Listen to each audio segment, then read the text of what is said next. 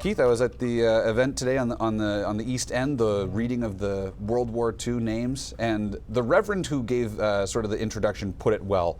We prayed for rain, but we weren't really specific on when it should come. Yeah. It was showery this morning, which was kind of weird. It feels like we haven't had much of that at all to see any rain around. Right. Stickier, more summery, and then we've got some thunderstorms tomorrow, so that will really make it feel summery, but unfortunately they'll be a little bit feisty, which we'll talk about. We struggled with the clouds east of about Falmouth area, maybe just about Freeport now.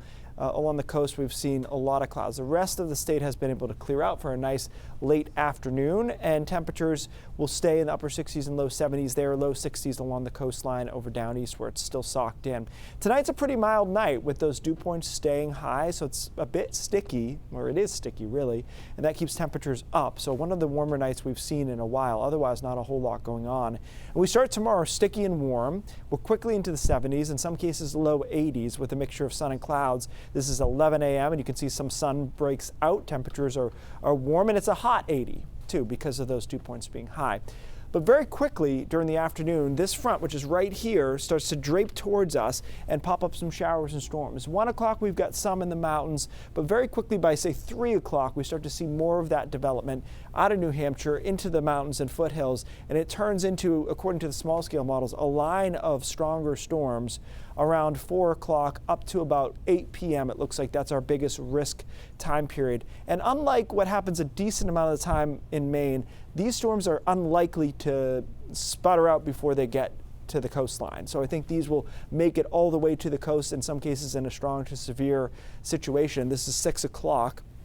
Still moving into down East Maine, 7, 8, 9 o'clock, and then we should be pretty well wrapped up as far as the stronger storms. By about 8 or 9, most of those storms will be done, and then we'll talk about Sunday in a second. Storm Prediction Center has placed us in a level 2 risk, which is decent for northern New England. So here we're up there across southern Maine, and then a low level risk across central, southern, and western Maine.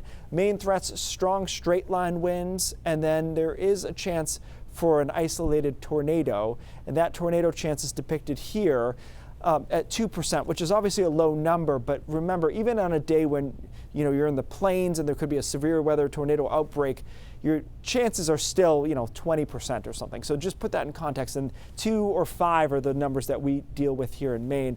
I want to point out the Storm Prediction Center has that risk to the southwest of Sebago Lake. Ryan and I were talking about if we could draw it, this is a government product so we can't change it, I would have that risk up through here and then down to the coast, because Sebago Lake is traditionally a spot that if we have a tornado chance is involved in that.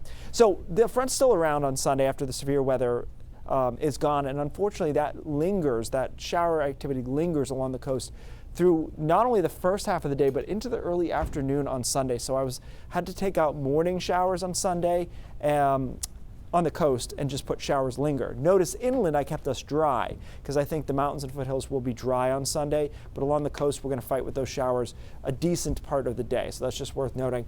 Nice weather, back to what we're used to on Monday, Tuesday, Wednesday, 70 and largely sunny. We'll keep an eye on those storms for you, and as always, we'll let you know if there's anything you need to worry about. The straight line wind gusts you mentioned, threat of power outages, yes, no? Yeah, yes. Okay. Yes, I mean, usually severe storms around here don't have, 100,000 outages. Sure. But certainly we had storms a couple weeks ago that were 7 to 10,000 outages. I could see that.